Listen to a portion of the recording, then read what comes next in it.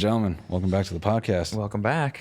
Today, we want to do something a little bit different, and that is, since we got this UVO, we've been thinking a lot about we don't want to be the only ones to experience this, right? Right. And so there's actually this like legendary AM radio host. His name's Terry Carnation. You know, he's been doing that show 32 years. 32 years, and actually, he's been doing it so long. He took a break, and now he's doing a podcast. Actually, yeah, it's called Dark Air. He covers a lot of different things, right? It's like ghosts. It's mostly paranormal stuff. So it's like ghosts, and he's an expert on all that stuff. Yeah. And we thought, like, we're up here now. We have proof that some of this stuff exists, like aliens, for example. I mean, they're running the food court. You guys know that. Yeah. We thought we'd like to expose someone else to proof. Yeah. Who better than Terry Carnation? I mean, why wait any longer? Candace, can we beam up Terry Carnation, please? Collecting Terry now.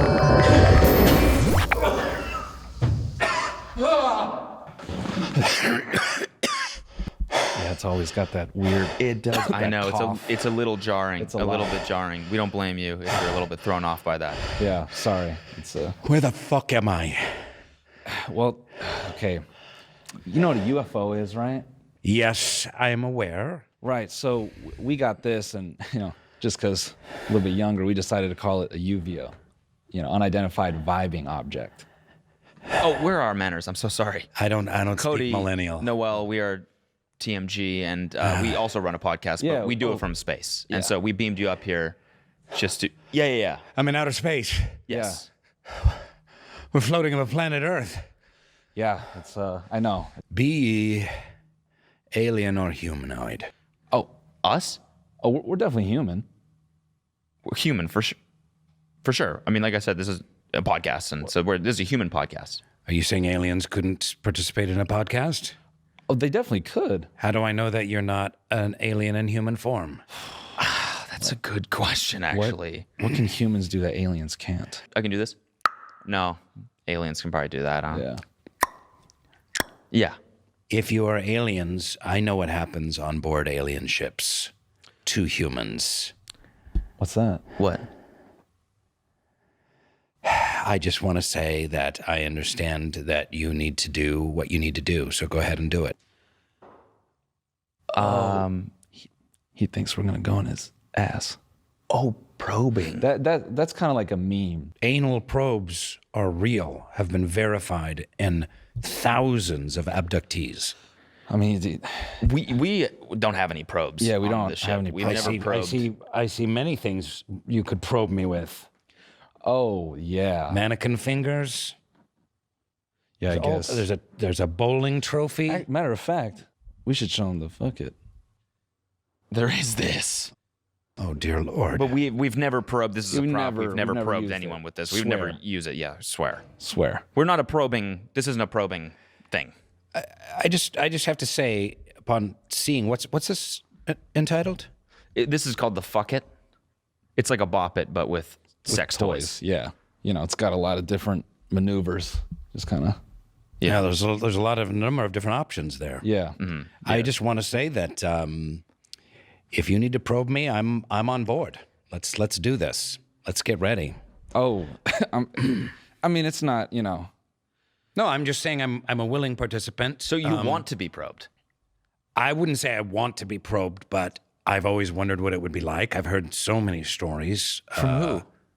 For 32 years, Right. on my late night AM paranormal call-in show, Dark Air with Terry Carnation, Right.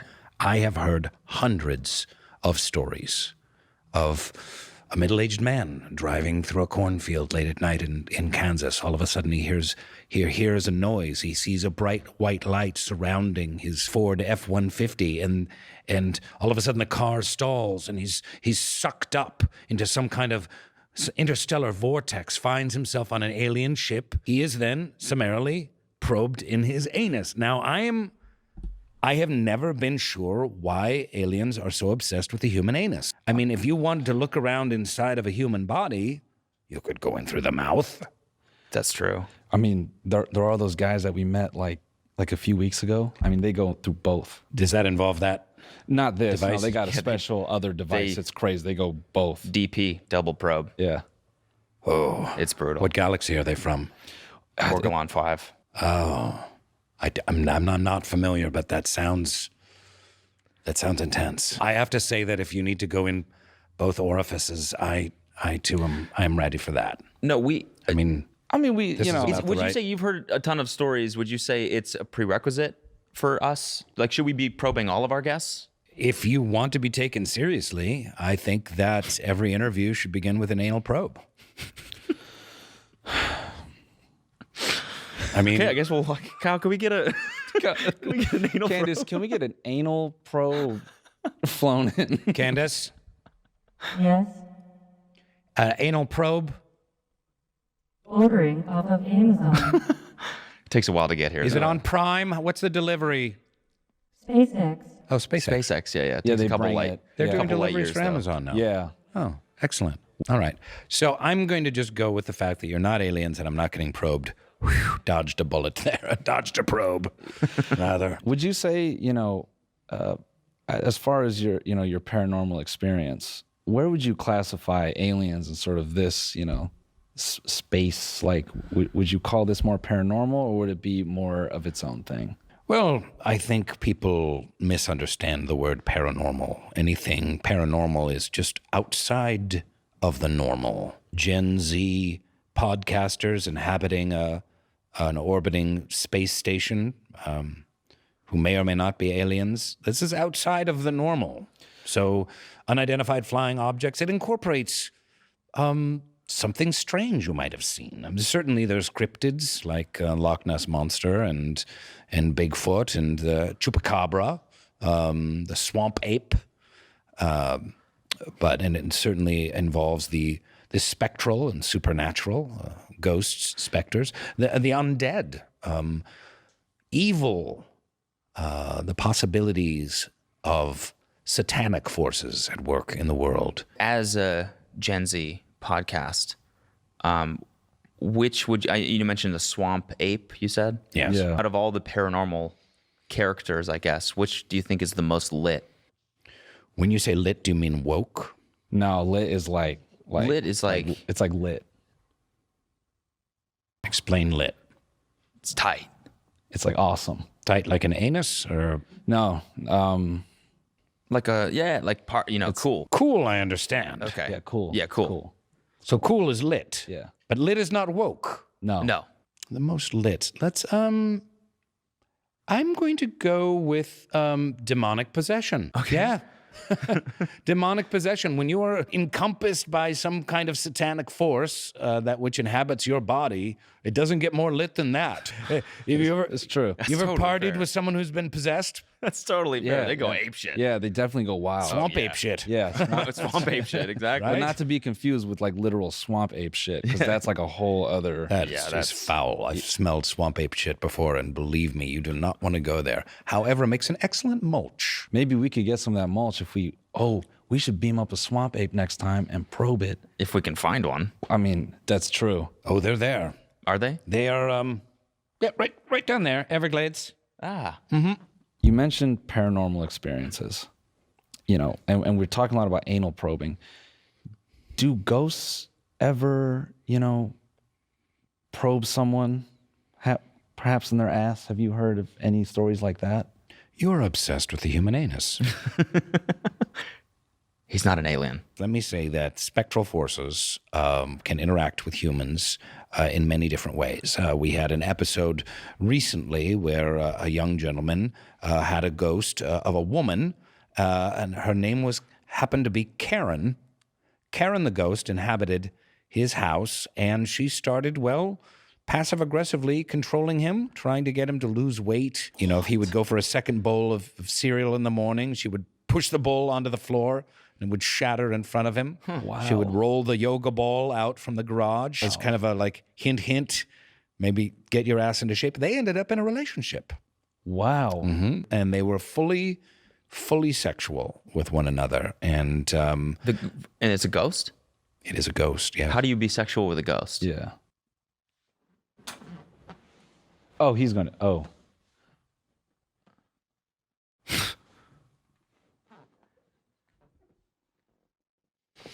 Got it. think I broke your mannequin. So pretty standard. Yeah, standard is you insert your penis in the ghost's vagina. Okay. Yeah. Got it. So You may not feel much at first. Sure. You have to use a great deal of your imagination. You know what I mean? Cuckoo. but you're saying there is such a thing as ghost pussy. Can I say that? Ghost Pussy, that's an excellent band name. Yeah. It really is. Yeah. Screaming ghost pussies. Yeah. I have to a confession to make, which is, many people ask me, Terry, what started your interest in the paranormal and the supernatural? And it actually boils down to the fact that did you ever see the movie Ghost Dad with Bill Cosby? I haven't seen it. 1987? No. He Who Shall Not Be Named, Bill Cosby. Yeah. Practically Voldemort these days. Yeah. He made an exquisite film called Ghost Dad about, well, A dead ghost. yes, being a dad ghost, exactly. I was raised by a ghost mom. Really? Tell us about that. How so? Yeah. When I was about 3 years old, my mother left my father and I. She had some kind of an affair with wood floor installer guy. Was that like a carpenter? But no, but just specifically wood floors, Oh, and then got it. Okay. you choose the different kind of grains or textures you want, and then whether you want it to be like a tile or whether it's actual hardwood or what have you, and then they buff it out, and it's excellent. You could use some wood floors up here. Yeah. Yeah. We've considered. It's just after we spent all the money buying the ship. So Yeah. Now we're saving again for renovations. So she took off. Rumor was that she died. She may have died, but she came back to life in our house. And I was living with my father. And then there I was, 4 or 5 years old, and my ghostly spectral mother appeared in front of me, and she raised me. wow.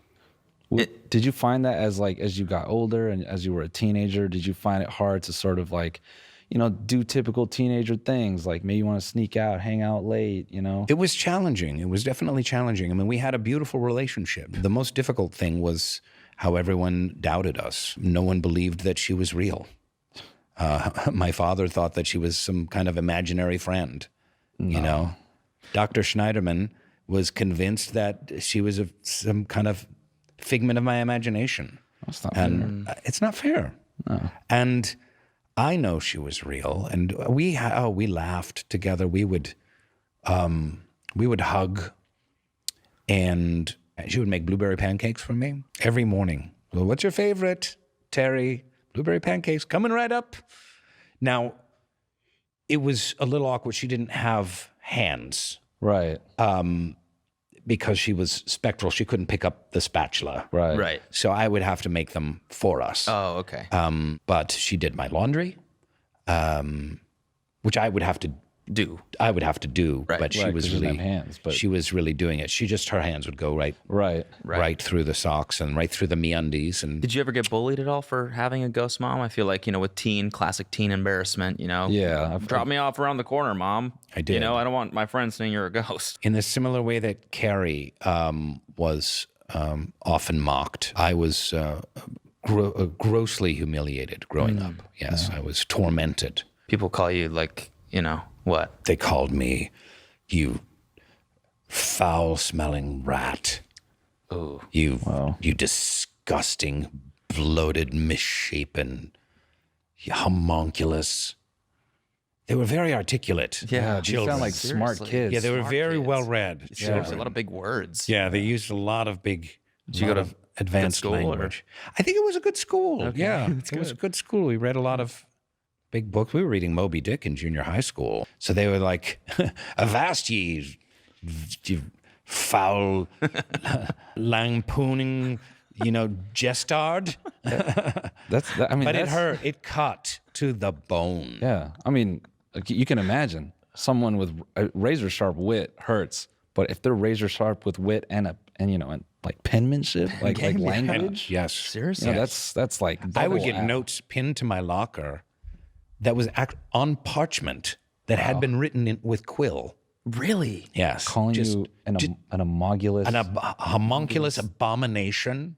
Yes. God. A pale, bloated, fetid. I mean, in some ways, I'm glad that they couldn't pick up on your mom's presence, because they might have said really mean things about her too. She was about to kick their asses, and I had to hold her back, believe me, many times. Did you find, maybe there were more helpful moments, like if you're on a date or something, your mom could lean in and say, hey, Terry, Give advice? Yeah. Yes. She did that, when I first dated Miranda